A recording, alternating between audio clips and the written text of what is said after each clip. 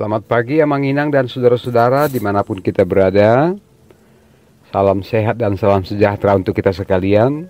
Hari ini hari Sabtu tanggal 2 April 2022. Kita akan bersama-sama mendengarkan firman Tuhan. Karena itu marilah kita berdoa. Terima kasih Bapa di dalam surga, karena Tuhan menganugerahkan hari yang baru kepada kami. Tuhan memberikan kami kesehatan, kekuatan, dan juga napas kehidupan untuk melanjutkan kehidupan kami. Hari ini Tuhan kami akan mendengarkan firman Tuhan.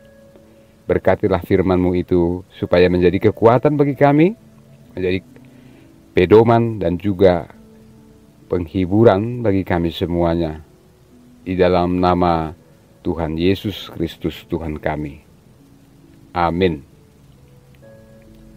Amang Inang dan saudara-saudara yang dikasihi Tuhan kita Yesus Kristus, firman Tuhan bagi kita hari ini tertulis di dalam 1 Petrus pasal yang kelima ayat yang kedua.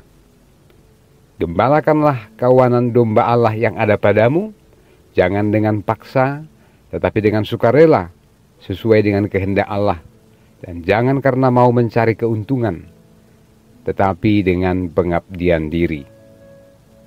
Parmahani hamu ma punguan ni debata na dihamu, unang songon na pinaksa.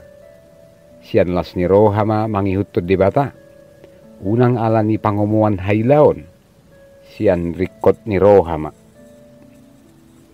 Demikian pembacaan firman Tuhan. Saudara yang dikasihi Tuhan kita Yesus Kristus, kita semua yang dipanggil di dalam pelayanan di tengah-tengah gereja dan persekutuan atau komunitas dimanapun kita berada, tentu mengerti bahwa kita semua memerlukan semangat kerelaan hati untuk melakukan semua pekerjaan kita. Karena jika sebuah pekerjaan dilakukan dengan kerelaan, bukan dengan bersungut-sungut, bukan dengan paksaan, tentu pekerjaan yang berat sekalipun bisa kita kerjakan karena ada sukacita, ada kerelaan di dalam hati kita.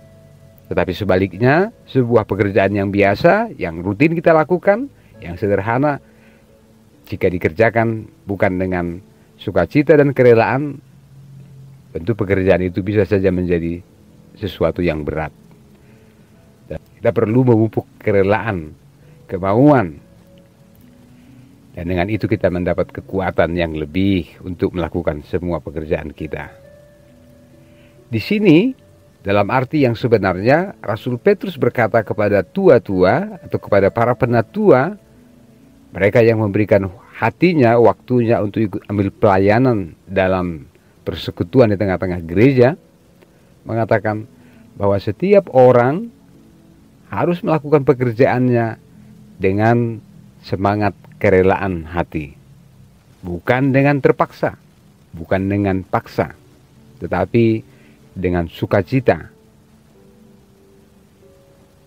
Sebagaimana yang kita sebutkan tadi, semua orang yang melakukan pekerjaan termasuk dalam pelayanan, dalam arti seluas-luasnya, kebersamaan kita, persekutuan kita, komunitas kita, atau juga di tengah-tengah pekerjaan kita sehari-hari, di keluarga kita memerlukan kerelaan hati.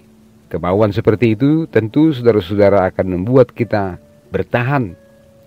Kita bisa tetap tekun melakukan pekerjaan kita, meskipun itu semacam pekerjaan rutinitas yang biasa kita lakukan. Keterpaksaan dalam arti yang lain mungkin bisa saja membuat kita banyak belajar. Seseorang yang terpaksa dalam situasi yang sulit, dia mungkin bisa belajar banyak. Dia bisa mengerjakan sesuatu yang belum pernah dia kerjakan, tapi karena situasi yang memaksa dia harus melakukannya, dia harus menunjukkan sikapnya. Tetapi dalam firman Tuhan hari ini, Rasul Petrus mengingatkan, kalau seseorang melakukan pekerjaannya, janganlah karena terpaksa. Seseorang yang ikut ambil bagian dalam pelayanan di tengah-tengah gereja, dalam persekutuan, Janganlah karena terpaksa, karena dipaksa, atau karena ada tekanan, atau semacam beban yang lain. Tapi biarlah dengan kerelaan. Meskipun pekerjaan itu berat, pelayanan itu memerlukan pengorbanan waktu, tenaga, dan perasaan kita, tapi biarlah kita mengerjakannya dengan sukacita. Rasul Petrus pada bagian lain pernah mengatakan bahwa mereka yang dipilih dalam pekerjaan dan pelayanan ini sebagaimana menggembalakan kawanan domba Allah, menjadi pemimpin, menjadi penatua, dan juga mereka yang ikut ambil bagian dalam pelayanan. Mereka adalah teman sekerja Allah. Mereka menerima panggilan, yaitu imamat orang percaya. Bagaimana setiap orang ikut ambil bagian untuk mewujudkan maksud dan kehendak Allah melalui pelayanan di tengah-tengah gereja. Jadi saudara-saudara, kalau firman Tuhan ini mengingatkan kita semua tentang pentingnya kita belajar dan melatih diri terus-menerus hidup dalam semangat kerelaan, saya kira tidak ada gambaran yang paling jelas dari teladan yang paling besar dari kita, yaitu Tuhan kita Yesus Kristus. Yesus Kristus telah menunjukkan kerelaannya, kemauannya, dan setiap detik, setiap menit dari hidupnya adalah usaha, adalah pekerjaan untuk mewujudkan suruhan Bapanya di surga. Nah, saudara-saudara, kalau hari ini kita bisa bekerja, kita bisa beraktivitas, biarlah kita menerima semacam karunia melalui semangat kerelaan, kerelaan hati.